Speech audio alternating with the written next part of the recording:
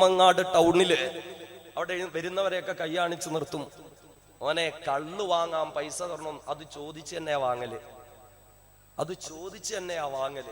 പൈസ കൊടുത്തില്ലെങ്കിൽ പിന്നെ വേറെ എന്തെങ്കിലും ചേർത്തിട്ടായിരിക്കും മോനെ എന്ന് വിളിക്കല്.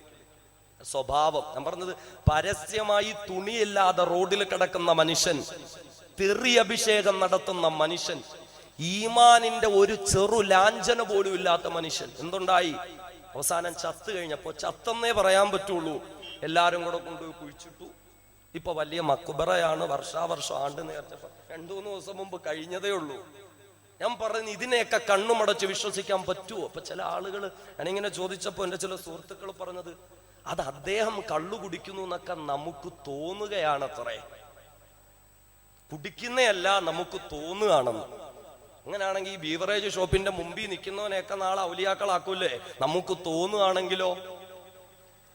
ഔറാദുകളിലൂടെ, ദിക്റുകളിലൂടെ, ഇബാദത്തുകളിലൂടെ ജീവിതം രാപ്പകൽ വ്യത്യാസമില്ലാതെ പടച്ചവന് വേണ്ടി കൊടുത്ത് അള്ളാഹുവുമായി കഷ്ടപ്പാടിലൂടെ ബന്ധം ഉണ്ടാക്കിയവരാ ഔലിയാക്കള്.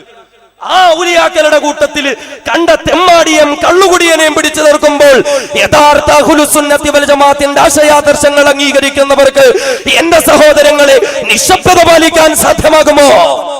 ഗൗരവമായി നമ്മൾ ചിന്തിക്കണം. തഖ്വയെ മുറുകെ പിടിച്ചുകൊണ്ട് തഹജ്ജുദ് നിസ്കാരം ഉൾപ്പെടെ രാത്രിയിൽ പകുതിയിലേറെ സമയം തസ്ബീഹുകളും അദ്കാറുകളും ഔറാദുകളുമായിരുന്നു അല്ലാഹു റബ്ബുൽ ഇസ്സത്തുമായി ഹൃദയംഗമായ ബന്ധമുണ്ടാക്കിയവരാണ് ഔലിയാക്കൾ. ആ ഔലിയാക്കളുടെ കൂട്ടത്തിൽ ഒരു നിസ്കാരവും ഇല്ലാതെ, തുണിയില്ലാതെ റോഡിൽ കിടക്കുന്നവനെ പിടിച്ച് കയറ്റുക എന്ന് പറഞ്ഞാൽ എങ്ങനെയാ അംഗീകരിക്കുന്നത്? ഞാൻ പറയുന്നത്, നിങ്ങൾ നിഷ്പക്ഷമായി ചിന്തിക്കുക. മസ്താൻ എന്ന് നമ്മൾ പറയാറുണ്ട്, മസ്താൻ എന്ന് ഇവിടെയൊക്കെ പറയാറുണ്ടോ? ഇത് എവിടെ നിന്ന് കിട്ടിയ പദപ്രയോഗമാണ്? മസ്താൻ എന്ന് പറഞ്ഞാൽ വിലായത്തിന്റെ ഒരു പദവിയായിട്ടാ പലരും മസ്താൻ എന്ന് പറയും. എന്ന് പറഞ്ഞാൽ നിസ്കാരം ഒന്നുമില്ലാതെ കറങ്ങി നടന്നവർക്കൊക്കെയാണ് ഈ മസ്താൻ എന്ന് പറയുന്നത്. ഇത് വിലായത്തിന്റെ, തസവ്വുഫിന്റെ, ത്വരീഖത്തിന്റെ ഏതെങ്കിലും ഒരു കിതാബിൽ നിന്ന് തെളിയിക്കപ്പെടാവുന്ന ഒരു പദവിയാണോ? സ്വീകാര്യയോഗ്യമായ കിതാബ, കള്ളസൂഫികളുടെ കിതാബിന്നല്ല. സ്വീകാര്യയോഗ്യമായ അഹ്ലുസ് സുന്നത്തി വൽ ജമാഅത്ത് അംഗീകരിച്ച മഹത്തുക്കളായ മശായിഖന്മാർ രചിച്ച തസവ്വുഫിന്റെ, ത്വരീഖത്തിന്റെ കിതാബുകളിൽ നിന്ന് അല്ലാഹുവുമായി അങ്ങ് ലയിച്ച് പിന്നങ്ങ് മസ്താനായി, പിന്നെ കള്ളും കുടിച്ച് വെള്ളം ഒടിച്ച് തുണിയില്ലാതെ കറങ്ങി നടക്കും. ഇതാര് പഠിപ്പിച്ചു? ഇത് ഖുർആനിന് വിരുദ്ധമല്ലേ? ഇത് ഖുർആൻ പഠിപ്പിക്കാത്തതല്ലേ? ഹബീബായ നബിയുനാ മുത്തളി മുഹമ്മദ് മുസ്തഫ, നബിയുനാ മുത്തളി മുഹമ്മദ് മുസ്തഫ സല്ലല്ലാഹു അലൈഹി വസല്ലമ തങ്ങളോട് ഒരു ദിവസം സഹാബത്ത് ചോദിച്ചു, യാ റസൂലല്ലാഹ്, മൻ ഔലിയാഉല്ലാഹി യാ റസൂലല്ലാഹ്, അല്ലാഹുവിന്റെ ഹബീബേ, ഔലിയാക്കൾ എന്ന് പറഞ്ഞാൽ ആരാ? ഹബീബായ മുത്തിനോട് ചോദിക്കുന്ന ഔലിയാക്കൾ എന്ന് പറഞ്ഞാൽ ആരാണ്? അല്ലാഹുവിന്റെ റസൂൽ ഒറ്റ വാക്കിൽ മറുപടി കൊടുത്തു, അല്ലദീന ഇദാ റൂ ദുകിറല്ലാഹ്, ആരെ കാണുമ്പോഴാണോ നിങ്ങൾക്ക് പടച്ച തമ്പുരാനെ ഓർമ്മ വരുന്നത്, അവരാണ് അല്ലാഹുവിന്റെ ഔലിയാക്കൾ. ആരെ കാണുമ്പോഴാണോ നിങ്ങൾക്ക് പടച്ച തമ്പുരാനെ ഓർമ്മ വരുന്നത്, അല്ലദീന ഇദാ റൂ ദുകിറല്ലാഹ്, ആരെ കാണുമ്പോൾ അല്ലാഹുവിനെ ഓർമ്മ വരുന്നു, ആരുടെ വാക്കുകൾ കേൾക്കുമ്പോൾ അല്ലാഹുവിനെ ഓർമ്മ വരുന്നു, ആരുടെ പ്രവർത്തനങ്ങൾ കാണുമ്പോൾ അല്ലാഹുവിനെ ഓർമ്മ വരുന്നു. നിസ്കാരമില്ലാതെ കറങ്ങി നടക്കുന്നവനൊക്കെ കള്ള ഔലിയാക്കന്മാരാ, കള്ളും കുടിച്ച് പെണ്ണുമായി തൊട്ടുരുമ്മി നടക്കുന്നവനൊക്കെ കള്ള ഔലിയാക്കളാ, ബീഡി വലിച്ചുകൊണ്ട് നടക്കുന്നത് കള്ള ഔലിയാക്കളാ, അല്ലാഹുവിന്റെ വിധിവിലക്കുകളെ നിഷേധിക്കുന്നവര് കള്ള ഔലിയാക്കളാ. കാരണം പടച്ചവന്റെ ഔലിയാക്കളിൽ ഏറ്റവും പരമോന്നതമായ സ്ഥാനങ്ങളിലേക്ക് ഉയർത്തപ്പെട്ട ഹബീബായ അഷ്റഫുൽ ഖൽഖ് മുത്തേ മുഹമ്മദ് മുസ്തഫ സല്ലല്ലാഹു അലൈഹി വസല്ലമ തങ്ങൾ പഠിപ്പിച്ചത്, ഔലിയാക്കൾ എന്ന് പറഞ്ഞാൽ അല്ലദീന ഇദാ റൂ ദുകിറല്ലാഹ്, ആരെ കാണുമ്പോൾ പടച്ചവനെ ഓർമ്മ വരുന്നു, അവരാ അല്ലാഹുവിന്റെ ഔലിയാക്കൾ. ഔലിയാക്കളിലൂടെ പടച്ചവനിലേക്ക് അടുക്കാനാണ് സാധിക്കേണ്ടത്, ഔലിയാക്കളിലൂടെ പടച്ചവനിലേക്ക് കടക്കാനാണ് സാധിക്കേണ്ടുന്നത്. ബഹുമാന്യനായ ശൈഖ് ജീലാനി തങ്ങൾ പറയുന്നു, ഹറാം ചെയ്യുന്നവന്മാർ ഔലിയാക്കളല്ല. അഫ്ളൽ ഖാസിമിയുടെ വാക്കല്ല സഹോദരങ്ങള്, ബഹുമാനനായ സുൽത്താനുൽ ഔലിയാ ശൈഖ് ജീലാനി തങ്ങളാ പഠിപ്പിക്കുന്നത്. അതേ, കള്ള ഔലിയാക്കളെ തിരിച്ചറിയുക. തഖ്വയില്ലാത്തവന്മാർ ഔലിയാക്കളല്ല, നിസ്കാരമില്ലാത്തവന്മാർ ഔലിയാക്കളല്ല.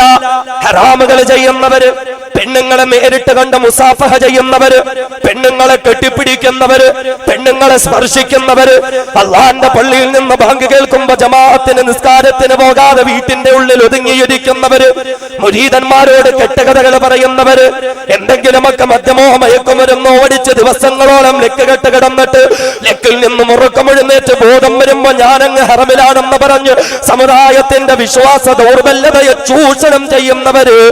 ബഹുമാനനായ ശൈഖ് ജീലാനി തങ്ങൾ പറയുകയാ, ഇങ്ങനെയുള്ള കള്ളൗലിയാക്കളെ തിരിച്ചറിയണേ, ഇങ്ങനെയുള്ള കള്ളൗലിയാക്കളെ തിരിച്ചറിയണേ.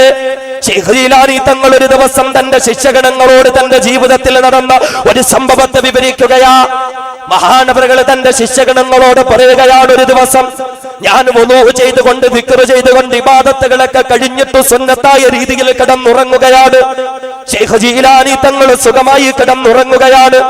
പെട്ടെന്ന് മഹാനുഭാവന്റെ സ്വപ്നത്തിൽ ഒരു വല്ലാത്ത വെളുത്ത പുക കടന്നു വരികയാണ്, ഒരു പ്രകാശം വരികയാണ്, ആത്മീയമായ അനുഭൂതിയും നിർവൃതിയും അടക്കമുള്ളതായ സുഗന്ധം കടന്നു വരികയാണ്. ശൈഖ് ജീലാനി തങ്ങൾക്ക് വല്ലാത്ത സന്തോഷം വരികയാണ്. പെട്ടെന്ന് ശൈഖ് ജീലാനി ഒരു ശബ്ദം കേൾക്കുന്നു, യാ അബ്ദുൽ ഖാദിർ, അല്ലയോ അബ്ദുൽ ഖാദിർ, അന റബ്ബുക, ഏ അബ്ദുൽ ഖാദിറേ, ഞാൻ നിന്റെ റബ്ബാണ് അബ്ദുൽ ഖാദിറേ.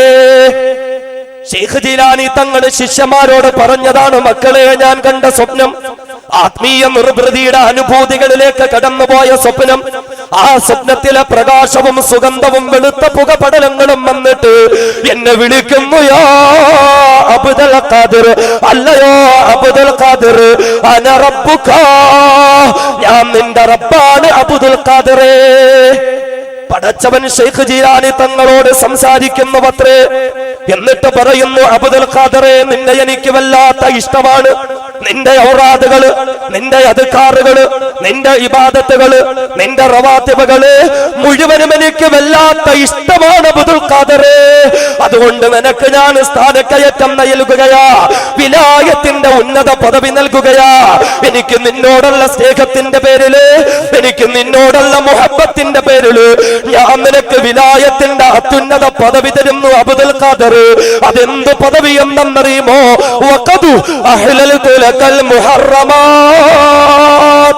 ഏ അബ്ദുൽ ഖാദിറേ, എനിക്ക് നിന്നോടുള്ള സ്നേഹത്തിന്റെ പേരിൽ വഖദ് അഹ്ലൽതു ലകൽ മുഹറമാത്, ഇന്ന് ഈ നിമിഷം മുതൽ ഹറാമുകളൊക്കെ നിനക്ക് ഹലാലാ. ശൈഖ് ജീലാനി തങ്ങളോട് പടച്ചവന്റെ ശബ്ദമാണ്, വഖദ് അഹ്ലൽതു ലകൽ മുഹറമാത്, എനിക്ക് നിന്നോടുള്ള സ്നേഹത്തിന്റെ പേരിൽ, സ്ഥാനത്തിന്റെ പേരിൽ, അതെ ഇന്ന് മുതൽ ഹറാമുകളൊക്കെ ഹലാലാ. ശൈഖ് ജീലാനി തങ്ങൾ ഉറക്കത്തിൽ തന്നെ ഞെട്ടിയുണരുകയാ.